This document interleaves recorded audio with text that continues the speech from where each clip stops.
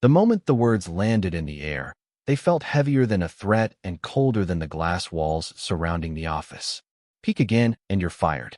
The sentence cut through the quiet hum of computers and daylight streaming through tall windows, freezing every movement in the room. People stopped breathing for a second, fingers hovering above keyboards, eyes fixed forward in fear. What no one expected was that the man standing at the center of that tension, a single father already worn thin by life, would respond not with anger, not with panic, but with a calm that would slowly and silently change everything.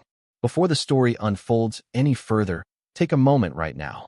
If you believe in kindness, in second chances, and in the idea that one human moment can soften even the hardest rules, please like this video, share it with someone who needs hope, leave a comment, and subscribe to the channel Kindness Matters.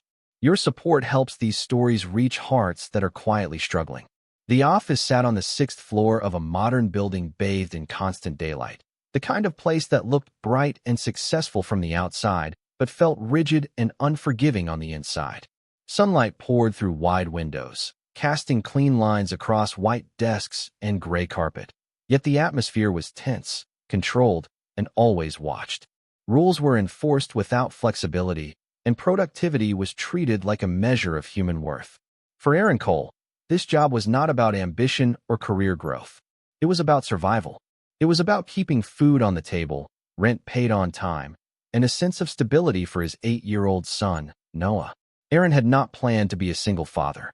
Life had rewritten that story for him in a way that still ached when he allowed himself to think too long about it. 2 years earlier, his wife had died unexpectedly, leaving behind silence where laughter once lived and responsibilities that suddenly felt overwhelming. Since then, Aaron's world revolved around mornings filled with sunlight and school lunches, afternoons balanced between work deadlines and worry, and evenings spent helping with homework while fighting exhaustion.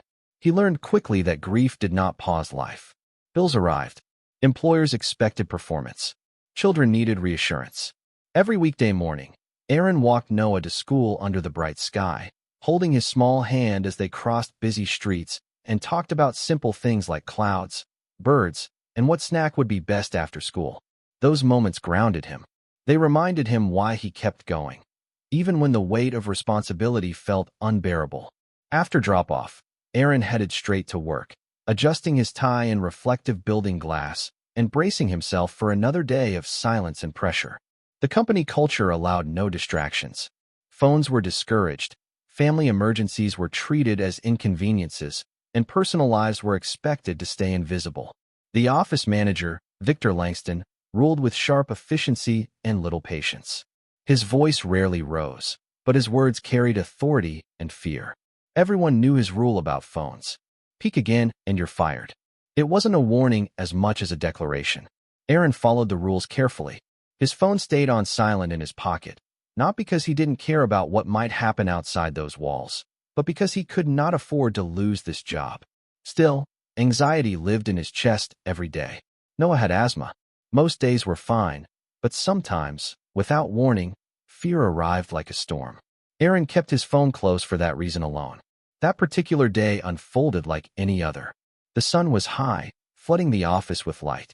Aaron focused on spreadsheets and reports, his mind half on numbers, half on the memory of Noah's smile that morning.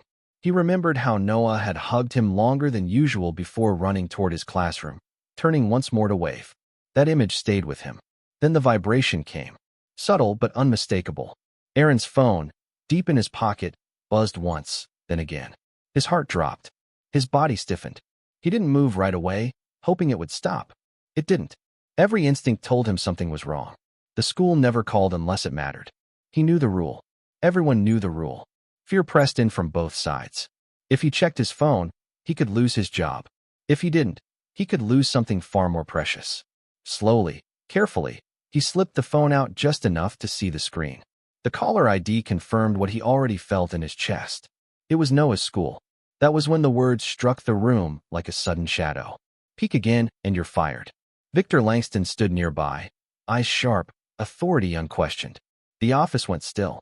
Dozens of people witnessed the moment, waiting for Aaron to crumble, apologize, or panic. Instead, something unexpected happened. Aaron stood calmly. He did not raise his voice or rush his words. He didn't defend himself aggressively or beg for mercy. He explained, evenly and honestly, that he was a single father, that his child's school was calling, and that he would accept whatever consequence followed because his son came first. His voice carried no bitterness, only quiet truth. In that moment, he was not challenging authority. He was revealing humanity. The silence that followed felt different. It was not the tense silence of fear, but the heavy silence of realization. People looked at Aaron not as an employee, but as a father, as someone carrying invisible weight every single day. Victor hesitated. That hesitation was small, but it mattered. Aaron answered the call. Noah had suffered an asthma episode during recess. He was stable now, resting in the nurse's office, but frightened and asking for his dad. Aaron's chest tightened with relief and guilt and urgency all at once. He gathered his things, uncertain if he would return to this desk again, but absolutely certain of where he needed to be. He left the building under the bright afternoon sun, his footsteps steady, his mind racing. He reached the school quickly, finding Noah pale but smiling weakly when he saw him. That smile alone made every risk worth it. Aaron held his son, breathing in the warmth and reassurance that only a parent truly understands. The next morning, Aaron returned to work prepared for the worst. He walked into the sunlit office expecting termination paperwork and polite indifference. Instead, he was called into a meeting. The tone was different, softer. Policies were discussed. Flexibility was mentioned. Victor Langston, a man known for rigid control, listened more than he spoke. What followed did not feel like a dramatic victory. It felt like a slow shift, a recognition that rules without compassion break people. Aaron kept his job. More than that, the company quietly revised its approach to family emergencies. Phones were allowed for parents. Managers were encouraged to ask questions before issuing threats. It wasn't perfect, but it was progress. Word spread through the office. Coworkers began seeing each other differently. People shared pieces of their lives they had once hidden. Parents felt less afraid. Employees worked harder not because they feared punishment, but because they felt respected. All of it traced back to one calm moment, one honest response, one father choosing his child over fear. Life didn't suddenly become easy for Aaron. He still struggled with exhaustion, with loneliness, with the constant pressure of being everything for someone else. But something inside him changed. He stood taller. He trusted his instincts. He understood that strength did not always demand noise. Sometimes, strength looked like calm honesty in the face of threat. Days continued under the bright sky. Aaron and Noah walked home together again, sunlight filtering through trees, talking about school projects and weekend plans. Aaron listened more carefully now, appreciating the ordinary moments that once blurred together. He knew how fragile life was. He knew how quickly things could change. Just before this story reaches its ending, I have a special request for you. Please comment below and share your thoughts about kindness, parenting, or a moment when standing calm made a difference in your life. Your words might help someone else feel less alone. As this story settles in your heart, if it touched you, if it reminded you of the quiet power of compassion and courage, please engage with this video.